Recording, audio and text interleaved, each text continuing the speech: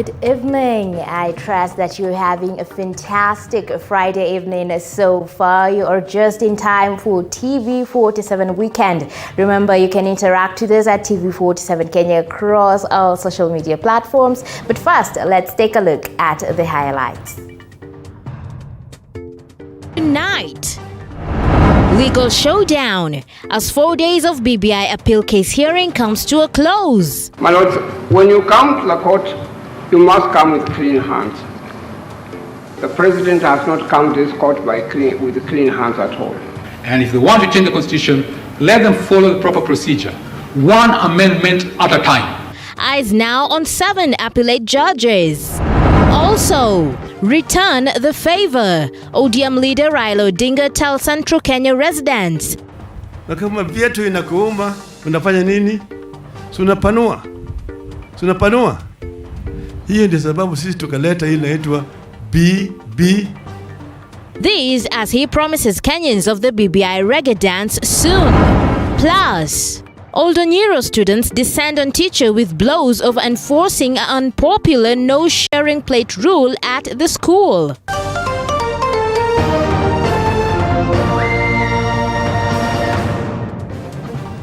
Welcome to the broadcast. Minimbesa is a sign language interpreter. I am Muthoni Minor. Starting off, police have assured Mombasa residents of their security. Speaking in Changamwe area during the launch of a new OCPD office, Coast Regional Police Commander Paul Ndambuki assured residents of enhanced security, noting that security has been beefed up in the area. Patronila Goren reports. Spike in cases of crime in Mombasa County. Regional Police Commander Paul Ndambuki insists that police officers are on high alert, noting that security has been enhanced in the area. This comes days after 2 saloon cars were sprayed with bullets by unknown people in Changamwe area, killing 4 occupants. So far Mombasa tuko mbaya, security iko ya kutosha na tuna shida ya upotovu wa salama pande hii. The commander further told residents not to worry about videos doing rounds on social media of alleged kidnapping, saying that investigations are ongoing. Ndambuki has appealed to parents to warn their children against talking to strangers. My take to wananchi and my appeal, waeleze their children, they should not entertain talking to strangers as a precautionary measure. And I wish to assure the members of the public, your issues will be taken care of in as far as maintenance of law and order is concerned. On his part, Changamwe Member of Parliament Omar Mwinyi has called on members of the public to remain vigilant for suspicious activities in the area. Ukiona jambo lote ambalo ni la uvunjaji wa sheria, ni jambo ambalo linaweza kuharibu usalama katika eneo, unatakiwa upige ripoti. Citizens are now left with the responsibility of making sure they do not live with criminals among them, as security is said to begin with them. Patronila Goren for TV47 in Mombasa County. Thank you, Goren, for that report. Now moving on, ODM leader Raila Odinga has called on Central Kenya residents to support his presidential bid in the 2022 general elections, saying that he has supported leaders from the region in their hand for the top seat and it is time to return the favor. And as Joash Ansare reports, the former Prime Minister is optimistic the BBI reggae will soon play at full volume, noting that the reggae is only on a break. Speaking during the burial of mother to former Eala MP Mumbi Ng'aro at Kakuret area in Kieni, Raila stated that he was among the leaders who supported former President Mwai Kibaki to trounce the late President Daniel Moi in 2002 general election. Sentiments that were echoed by Kieni MP Kanini Kega, who said Central Kenya will rally their support behind Raila Odinga come 2022. Manake niliangalia Kibaki alikuwa ako na experience ya kutosha wakati huo. Wengine nasema tu Raila hataki wa Kikuyu. Wakati nilikuwa nasema Kibaki tosha, sikujua yeye ni Mkikuyu. Nilikuwa nafikiri yeye ni Mjaluo au Mluhya. Sinijua yeye ni Mkikuyu. Lakini nikasema Kikuyu ni Mkenya. Wakati utakuwa unatuhitaji, basi ukituambia Uhuru atuambie tunaenda safari hii, tunaenda hii ingine, basi sisi tutakuwa kwa mlengo huo ambao tunaongozwa na Mheshimiwa Uhuru Muigai Kenyatta. At the same time, Raila, who was welcomed warmly in Nyeri, said that the government is focused on improving the economy of this country, urging Kenyans to shun tribal and divisive politics to ensure this is achieved. Mimi nilisema tunaleta uongozi mpaka nyumbani, mpaka Nyeri. Tulipata kama barabara mingi zilikuwa zimeharibika katika taifa letu. Pesa ilikuwa naibiwa. Tukapata kama wakati hiyo uchumi wetu ilikuwa na budget ya shilingi bilioni 500 billion shillings. Na ushuru ambao alikuwa narogota ni bilioni 300 peke yake. Bilioni 300. Raila launched a scathing attack on Deputy President William Ruto's style of politics, poking holes on his source of wealth. Kama wengine wanakwenda kuchota, wanachota kila mara, wengine wamechota wameweka huko kwa hazina. Alafu sasa wanatembea naye, wanakuja, wanasema tunataka kundi ya wakina mama niwafanyie mchango. Analeta milioni 5. Kundi ya vijana peleka milioni 5. Kanisa, ingia kanisa ile ingine milioni 1 hapa, ingine pande hii pande ile ingine. Hiyo pesa yote kwa mwezi moja milioni 100,000, milioni 1,000 na mtu moja na hana biashara, anapata wapi? The reggae rhythm also was not left out, with the former premier saying that soon the reggae dance floor will be busy with dance and songs. Na kama vyetu inakuuma, unafanya nini? Unapanua. Hiyo ndio sababu sisi tukaleta ile inaitwa BB na tukaleta reggae. Sisi tuleta reggae. Imeenda kwa half time kwa sababu mahakama wamepeleka kwa half time, lakini itarudi. Sitarudi. Joash Onsare, TV 47. Indeed, reggae is not on a break now. Away from the BBI reggae to Isiolo, where a teacher at Oldonyiro Secondary School in Isiolo County is nursing serious injuries after a group of students attacked him, hitting him with a club on the head. It is alleged the teacher was enforcing a not so popular no sharing plate rule at the school. The Kenya Union of Post-Primary Education Teachers KUPPET has condemned the incident, threatening to withdraw the teachers from the area. On that report, it will follow up in the next few minutes. Moving on, Kenyans will know the fate of the BBI process on 20th of next month, when the Court of Appeal judges issue a verdict on the BBI case. Top legal minds, both the old and new, took time to defend their arguments. And as David Muthoka reports, Kenyans were spectators of a legal face-off as the BBI appeal hearing came to a close today. May I say, my lords, when you appear before your lordships, after a 3-day bruising battle witnessed at the Court of Appeal over the legality of the BBI process, pitting lawyers representing BBI proponents on one hand and the bill's opponents on the other, Kenyans have been treated to a legal face-off with the hearing of the BBI appeal entering its home stretch on Friday. For the second day running, the anti-BBI legal team presented its case before the 7-judge bench handling the appeal as it sought to counter submissions made on Tuesday and Wednesday by the pro-BBI team. Through its battery of lawyers, civil society groups that were listed as respondents in the appeal have however maintained that the BBI process was unconstitutional, while calling on the 7-judge bench presided over by Court of Appeal President Daniel Musinga to uphold the High Court's declaration. Gazeti tu ya kusoma. That is what we hear them say. This constitution represents the solemn will of the people of Kenya. This constitution was inked in blood. This is a product of a constitutional moment. This, as the head of state's involvement in the BBI process was yet again put under severe scrutiny, with the BBI opponents insisting that he should not have participated in the conception of the bill. Modern dictators, especially in Africa, are using the constitution or constitutional amendments as a special purpose vehicle to claw away on civil liberties and democratic gains.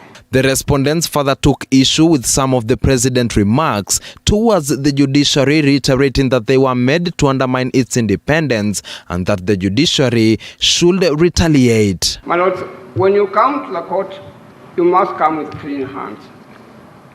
The president has not come to this court with clean hands at all. And I'm humbly urging you that you borrow a leaf from South Africa. You borrow a leaf from India and Pakistan and say to him, no, we shall not hear you. If they want to appeal and take us to the Supreme Court, tunawangoja huko, no problem. We'll meet up there, no problem.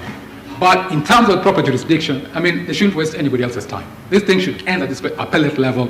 And if they want to change the constitution, let them follow the proper procedure. The question as to whether the IEBC is properly constituted and had the legal framework to verify the millions of signatures collected in support for the Constitution Amendment Bill also surfaced.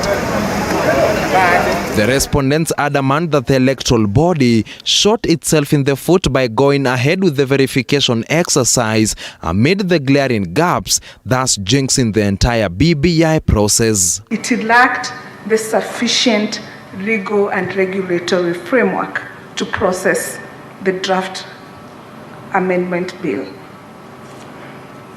Therefore, it could not proceed to verify that the bill was indeed supported by 1 million registered voters and certify it as such and forward to the county assemblies.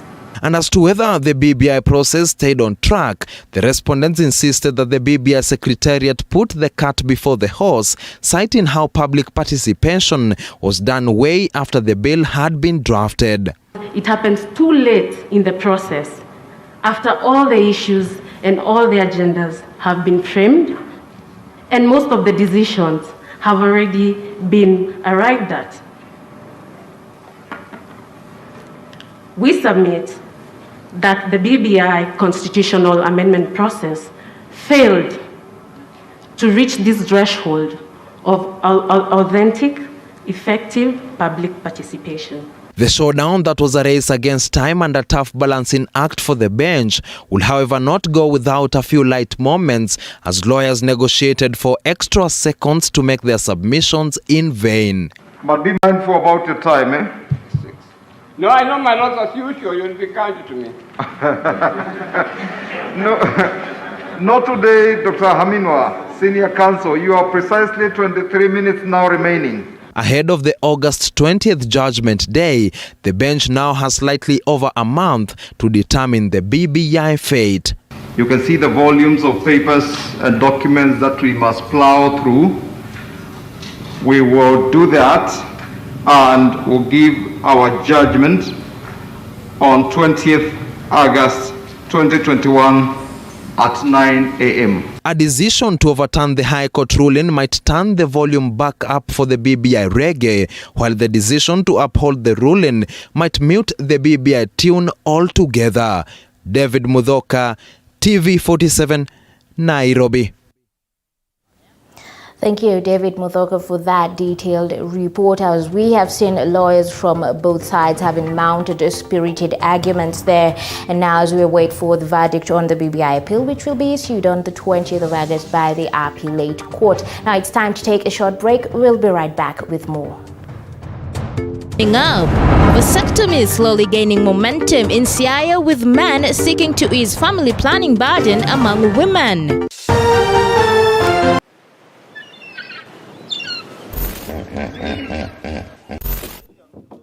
Why crocodile inaweza tokea juu. Hiyo sijakula hata unataka nikufe kabla ni. I don't like it. I don't. Miss Kai na hipo ikitokelezea ivuruche simu yangu. No, ni sawa. Those who know me will tell you I'm not a lover of large volumes of water. But for you, we rove the different parts of the country and beyond just to make sure that we bring you the experience. We educate you, we entertain you, and we inform you. That it's not political and it can do something. As we sail the boat of Morning Cafe to enlighten you, entertain you, and inform you every Monday to Friday, only on TV 47.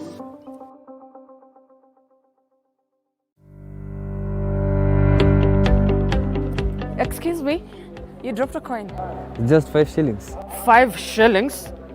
Just 5 shillings? It all begins with just 5 shillings. Whether it's the Juakali industry. Every challenge is an opportunity to really rise above the challenge. Yeah. Biking industry. Any kind of business, just start. Or the art industry. We here at The Grind know it's not entirely about the 5 shillings. It's not about the money that matters. It's what you do with the money that counts. This and much more on The Grind to have a profitable day. With me, Violet Njoki, every Monday at 7:30 p.m.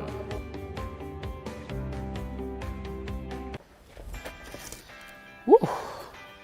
Construction can be quite a task, but how do you move from finding your piece of land, sourcing the right materials, getting the right labor force to put up your building? Or better yet, how do you source for a building that's already built? Just a small size of land can suit just a big maisonette because you are going high. How do you ensure you get the right finishes to bring out the aesthetic value of your property and make it not only look good, but also feel good? The buyers in this area are the buyers who are able to pay cash. Well, we have it right here on The Realtor on TV 47, where we demystify building right here in Kenya and analyze the property industry for you to take advantage when acquiring your next piece of property. Save a Life ni shirika la kijamii ambalo linakuletea hadithi za kuhamasisha ili kubadilisha na kuokoa maisha. Tunawapa msaada wa matibabu wale ambao hawajiwezi. Vile tunaboresha maisha ya familia na pia kuwapa vijana mafunzo ya vyombo vya habari. Jumuika nasi hapa kila wiki tukikuletea hadithi hizi za kuhamasisha. Service to humanity is service to God. Save a life. Transform a life. A vigorous soap opera about two lovers fighting against their relentless fate, which opposes them in the heist of murder, lies, betrayal, and secrets of those who claim to love them. Sylvia and Bruce.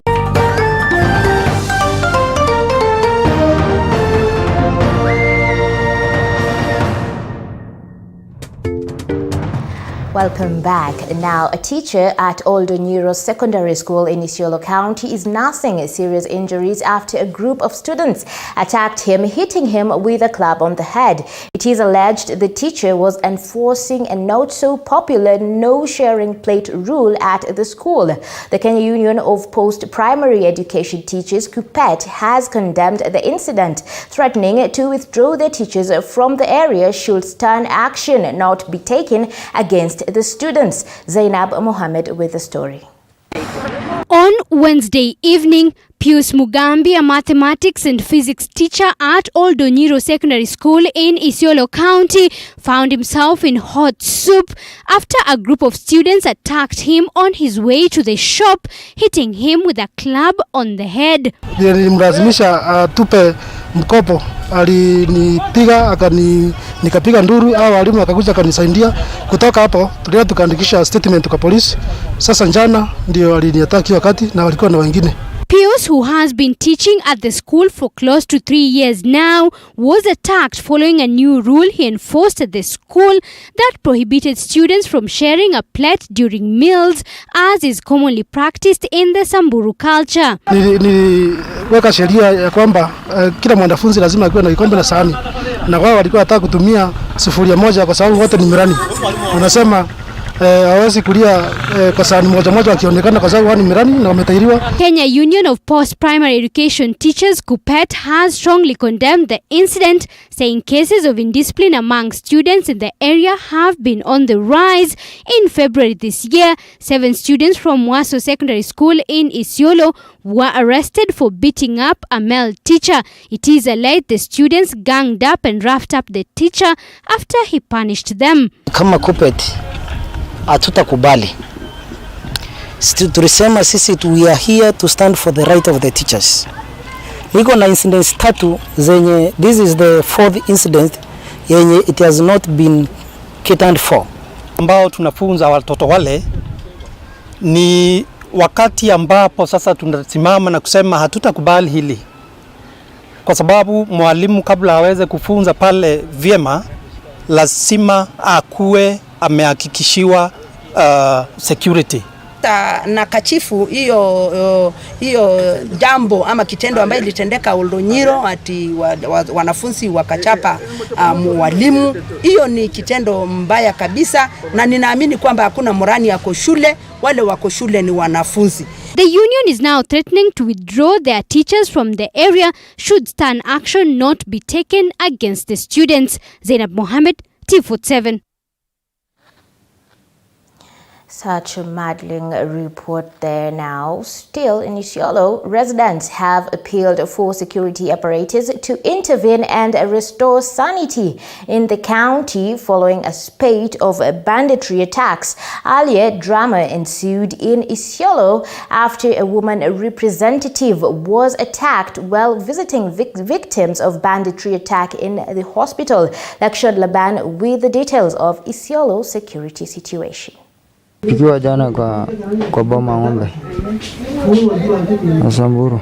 Paul Elimlim is one of the survivors of last night's banditry attack. In the past 1 week, 2 separate attacks have been witnessed in the area, one at Bojidera and the other at Com in Isiolo County. 4 people were killed last night, bringing to 19 the number of people who have lost their lives following the attacks, even as residents and leaders call for justice. Sisi kama jamii ya Somali wa Isiolo tunaomba serikali Uhuru Muigai Kenyatta tusikie, mali zetu zirudi, haki ya wananchi ipatikane, na damu yetu kila siku tunarota kama ichafu, kama itaka. This prompted the area women rep Rehema Jaldesa to intervene, but while visiting the survivors of the attack, trouble ensued. Naweza ongea na hapa hospitali, naweza ongea na kwa kaburi au choke anywhere. Tiagas. Serikali wataanza kukimbia saa ile mtu ashakufa. Intelligence vile Mheshimiwa Yaro amesema 2 days ago, hata ilikuwa inatembea kutoka social media. Sisi wote tulipata na tukatuma. Tukasema Wasamburu watapiga. No action. Community leaders are blaming the Samburu circumcision culture, saying it is fueling the cases of insecurity in the area. Kidogo walikuwa watusupport na mandege, lakini siku hizi hatuoni. Watu wamepigwa side mbili yote, Bandia Turkana wamepigwa, Bandia Somalia wamepigwa. Tunauliza kwani ya watu wa Samburu moto inatoka wapi kama itoki kwa Kenya? Burati and Ngaremera ward representatives questioned why assailants from Samburu County are being allowed to continue attacking, stealing and killing innocent herders in Isiolo without action being taken by the security forces. Sisi kama jamii ya Somali tulikuwa na bunduki ya KBR na yetu kidogo ya kuchunga. Serikali alitangaza amnesty, alisema bunduki yote mtarejeshiwa, inajulikana, mtakuwa nayo. Hii kifaru juzi hapa na ile askari juzi karibu 300 ilikuwa imekuja kwa operation hapa. Kwa nini hawasienda kwa Samburu kwenda kutoa mali yetu huko? Angry residents in Isiolo have now called for the resignation of Internal Security CS Dr. Fred Matiang'i, saying he has failed to intervene for their safety. Kuna mtu anaitwa Matiang'i ambaye amejiinua sana katika Kenya kwamba yeye yako na nguvu ya kila kitu na anafanya, na alinyang'anya watu KPR bunduki. Alisema serikali wako na nguvu ya kutosha ya kulinda, lakini hiyo Matiang'i amelala kwa kazi. Sisi tunatangaza hapa ya kwamba Matiang'i atoke katika docket ya security. Insecurity cases in Isiolo and other parts of the country continue to remain a challenge, even as security agencies say they are putting up measures to restore sanity in the country. Lekishon Laban, TV47. Indeed, a lot is definitely brewing there in Isiolo County with such gut-wrenching reports. May justice be served. Now, moving on, 2 suspects, Hafsa Abdi Ahmed and Jackson Njogu Wanjiko, who allegedly abducted Hafsa Mohammed Lukman in Kayole, have been charged in court. The 2 are now facing a total of 6 counts, ranging from abduction, conspiracy to commit a felony, disabling in order to commit a felony, stealing contrary to the law, assault, and causing actual bodily harm. They pleaded not guilty before Chief Magistrate Heston Nyaga at the Makadara Law Courts.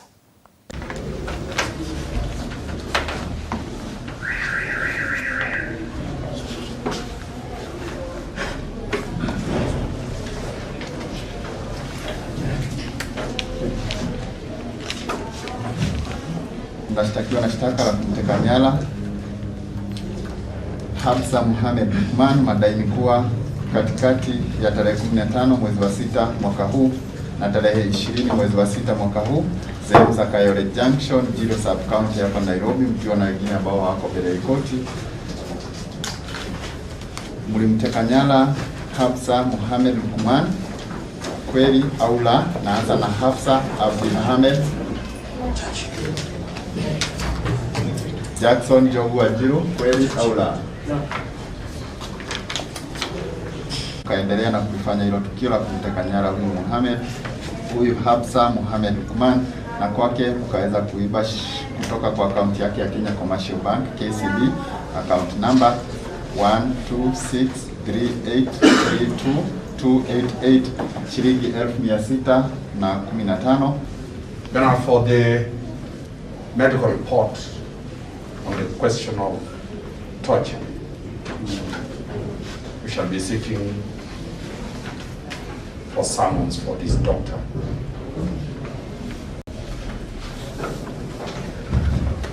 To examine him, and we shall be seeking for an independent order for an independent family doctor. Indeed, the 2 suspects have been detained at the Buruburu police station until Wednesday when the court makes its ruling. Now it's time to take another short break. We'll be right back with more.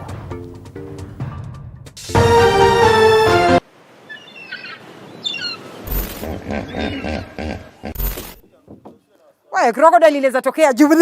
Hiyo sijakula hata unataka nikufe kabla ni. I don't like this. I don't. Miss Kai na hipo ikitokelezea ivuruche simu yangu. No, ni sawa. Those who know me will tell you I'm not a lover of large volumes of water. But for you, we roam the different parts of the country and beyond just to make sure that we bring you the experience. We educate you, we entertain you, and we inform you. That it's not political and it can do something. As we sail the boat of Morning Cafe to enlighten you, entertain you, and inform you every Monday to Friday, only on TV47.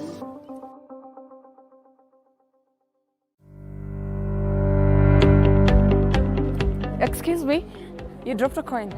Just 5 shillings. 5 shillings? Just 5 shillings? It all begins with just 5 shillings. Whether it's the Juakali industry. Every challenge is an opportunity to really rise above the challenge. Yeah. Biking industry. Any kind of business, just start. Or the art industry. We here at The Grind know it's not entirely about the 5 shillings. It's not about the money that matters. It's what you do with the money that counts. This and much more on The Grind to have a profitable day. With me, Violet Njoki, every Monday at 7:30 p.m.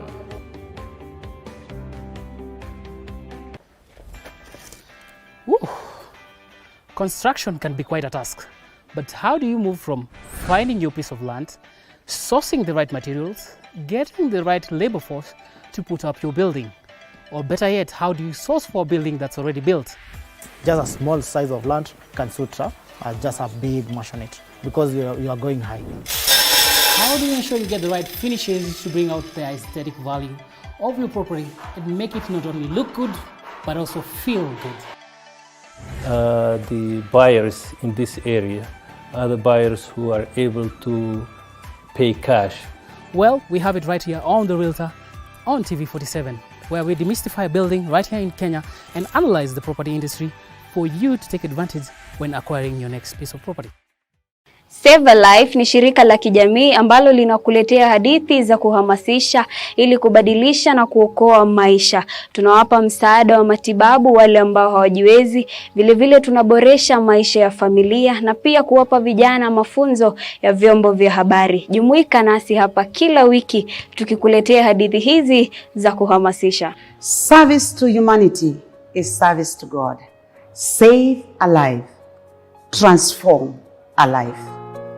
A vigorous soap opera about two lovers fighting against their relentless fate, which opposes them in the heist of murder, lies, betrayal, and secrets of those who claim to love them. Sylvia and Bruno Alvarado will do whatever it takes to get rid of anyone who interferes with their plans. The paths of Maya and Alberto cross under a devastating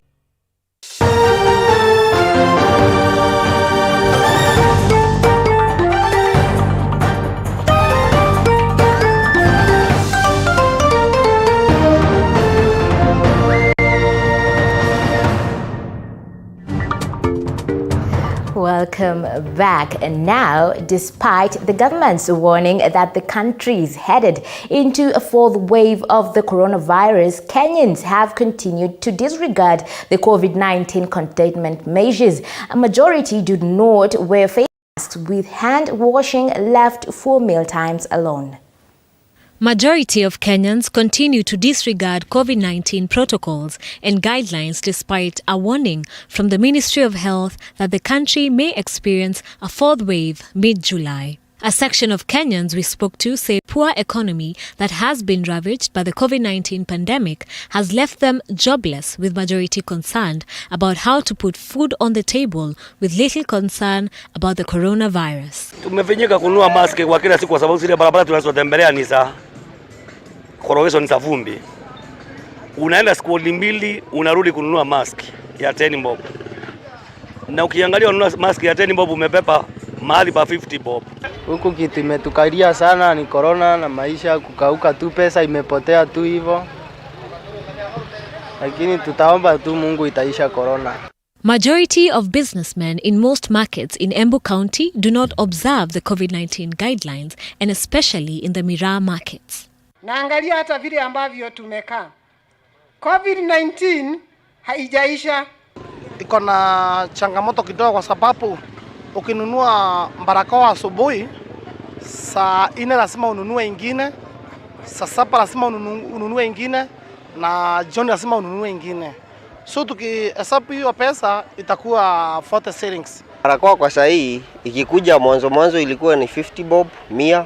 Saa hii ni 10 bob. Unakaa ukinunua asubuhi, saa 4 unanunua ingine, unakaa saa 7 unanunua ingine. Na bali na hivyo pesa haipatikani kulingana vile tunanunua hizo barakoa. In a meeting held by the Miraa farmers at Siakago in Mbeere North Thursday, the Cabinet Secretary for Agriculture, Peter Munya, addressed hundreds of farmers with little regard to the COVID-19 containment measures. Lakini tukaona muda unayoyoma, siku zinaenda, na hata kama kuna corona pia watu wako na njaa na wako na mahitaji. Over 3,000 people have succumbed to COVID-19 in the country, with Equity CEO James Mwangi now appealing to the clergy to sensitize their congregants about the pandemic. This disease will be won because the individual complies with the Ministry of Health prescribed protocols. It's self-defense. The first line of defense is to ensure none of us is infected. Then there is no spread. Today, the country recorded 523 cases of coronavirus, recording a positivity rate of 8.1%, with 11 people succumbing to the virus. Adhere to the COVID-19 protocols. Now moving on, millions of Kenyans continue to lose their jobs following the COVID-19 pandemic.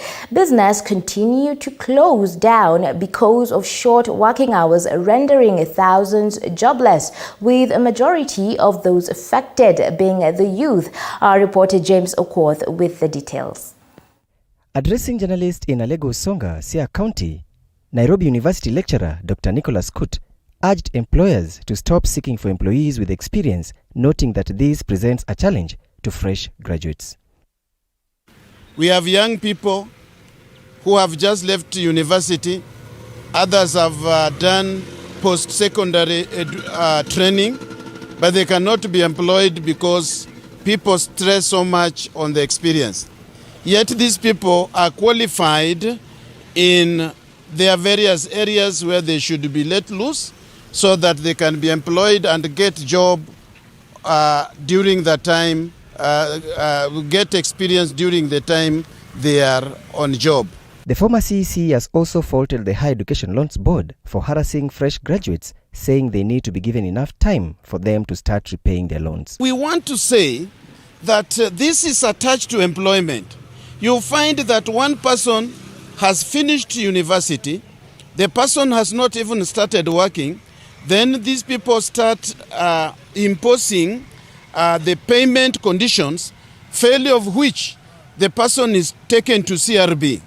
I want to think that that is uncalled for. The chairperson of the Bunge la Wananchi in Siaya County, Omondi Owuor, has called on all elected leaders to address the issue of unemployment from grassroots to national level. Mwenye tumesikia kama ana address hiyo mambo ya kukosa kazi. Kiongozi wetu ambaye natarajia kuingia kwa hiyo kiti ya ubunge anaitwa Dr. Kochogo.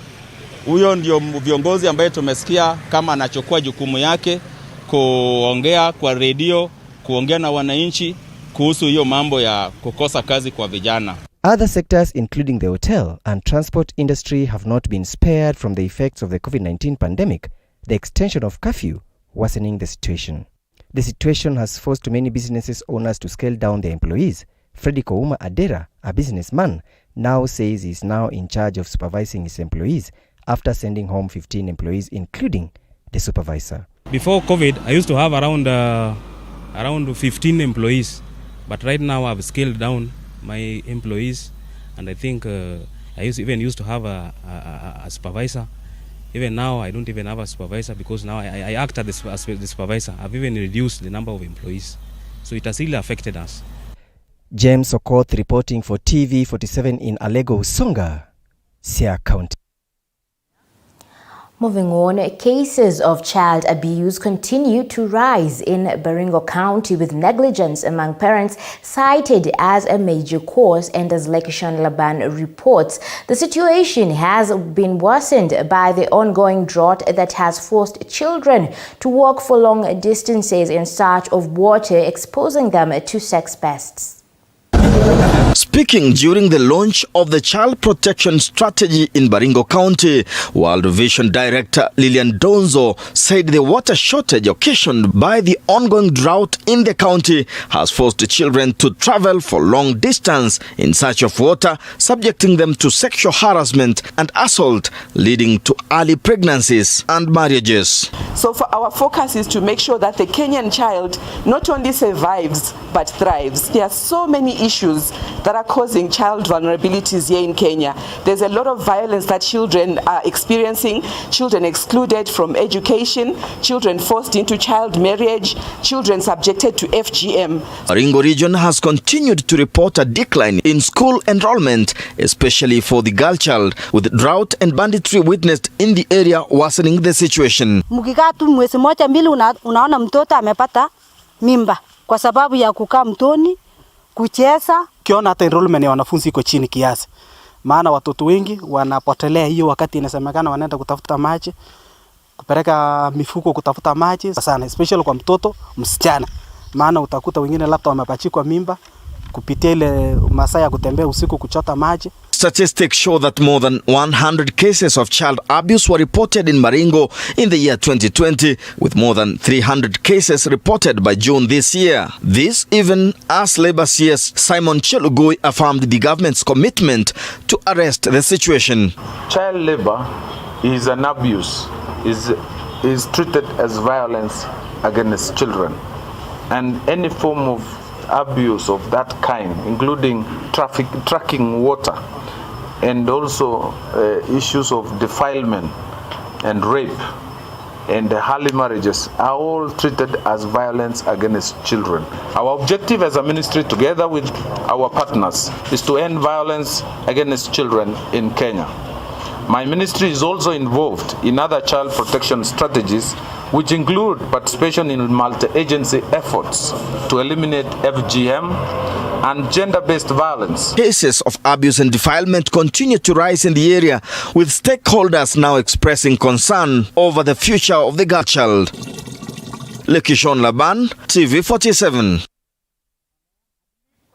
Thank you, Lekishon Laban, for that report. Now, as we have seen, the situation there in Baringo has indeed been worsened by the ongoing drought that has forced children to, walk for long distances in search of water, exposing them to the sex pests. And this has increased the cases of child abuse in that area. We've also seen that strategies to curb child abuse has been launched in Baringo, as child labor, child trafficking, defilement, early marriages are among the challenges faced there. Government and World Vision are indeed working on improving the situation there.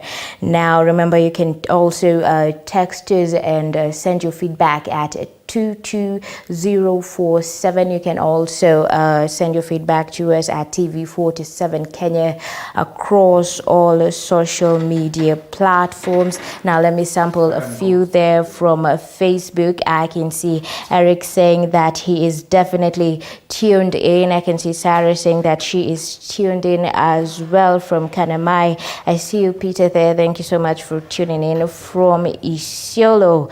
Now it's time to cross over to sports with our sports anchor Dennis Otieno, looking dapper as usual. Now I believe that we've got a lot tabled in for us today in the world of sports. Now over to you, Dennis. Well, thank you very much, Mudhoni Maina. Now, among the stories we've lined up for you tonight, we will be telling you about the results posted in the World Under-20 National Athletics Trials. We shall also be telling you about the Euro 2020 and what to expect in the big match tonight that is going to pit Italy against Belgium. Now, this and more coming up.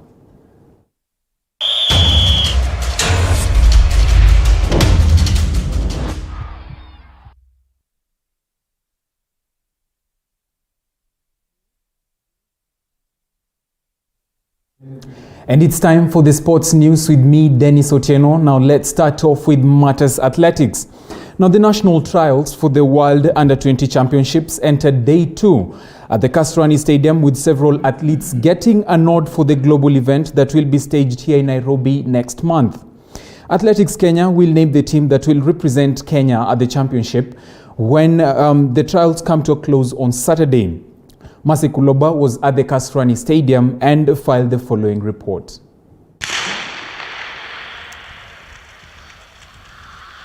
Maureen Cherotich and Zena Jepto will represent Kenya in 5,000 meters women race in the World Under-20 Championship after finishing within the qualifying time of 15 minutes 47.35 seconds on the second day of the national trials at Kasarani Stadium.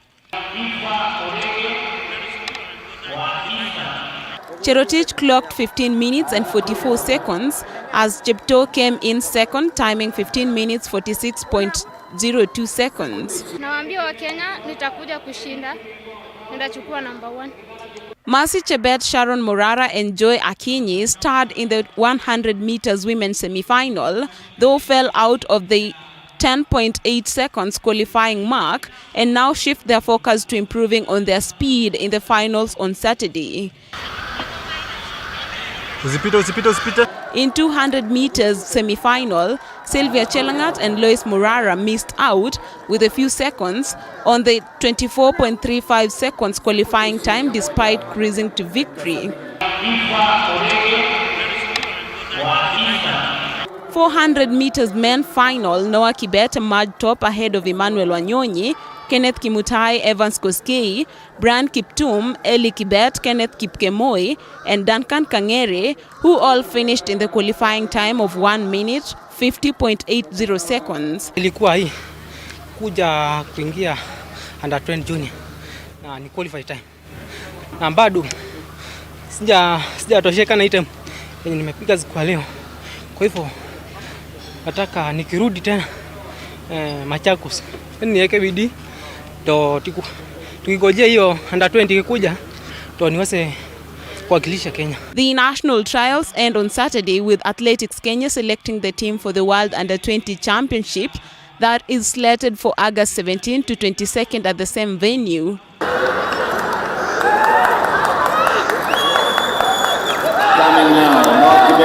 Mercy Kuloba, TV47 Sports. Mercy Kuloba for that report. Now moving on to the stories. Kenya will host Africa's inaugural Deaf Olympics qualifiers at the Kasarani Stadium this September, with eyes set on the 2022 Deaf Olympics in Brazil.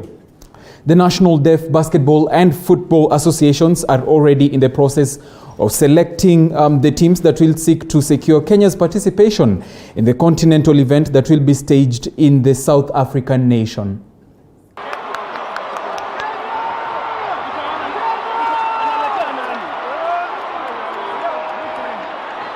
After a successful inaugural Africa Deaf Athletics Championships in September 2019 that saw Kenya finish top with 54 medals, the continent's deaf sports organizing bodies are not yet done with Kenya. Kenya will be playing host to the first ever Deaf Olympics qualifiers this September, another Africa Deaf Championship after rising over South Africa's, Nigeria's and Egypt's hosting bids. 2022 Deaf Olympics will be held in Brazil, with 2 finalists in each of the sports that will be on the menu in the qualifiers from the 11th to the 25th of September at the Kasarani Stadium, booking their tickets to the continental showpiece. The Africa Deaf Championship has an objective of identifying and selecting the best team nationally. So this is the team which will represent Kenya in the Deaf Olympics. The Deaf Olympics will take place in 2022 in Brazil. The 2019 event witnessed athletes from 12 African countries battle out in track and field events, but this year's qualifiers will involve only 2 sports of football and basketball. 21 men's and 16 women's football teams have already confirmed their participation, with basketball only having 8 men's and 5 women's teams that have already confirmed their attendance. The Kenya Deaf Basketball Association has already selected its squad following the culmination of the 2-day trials at the Nyayo Indoor Arena on Tuesday, with the Deaf Football Association of Kenya scheduled to select its team in the trials that will be held at the University of Nairobi on Saturday before both teams hitting camp. I came here for the basketball national trials. The objective of these national trials is to help me and motivate me so that I can improve my skills, so that I can go and teach other people basketball so that they can be skillful like myself. I also intend to go and compete internationally with the other countries.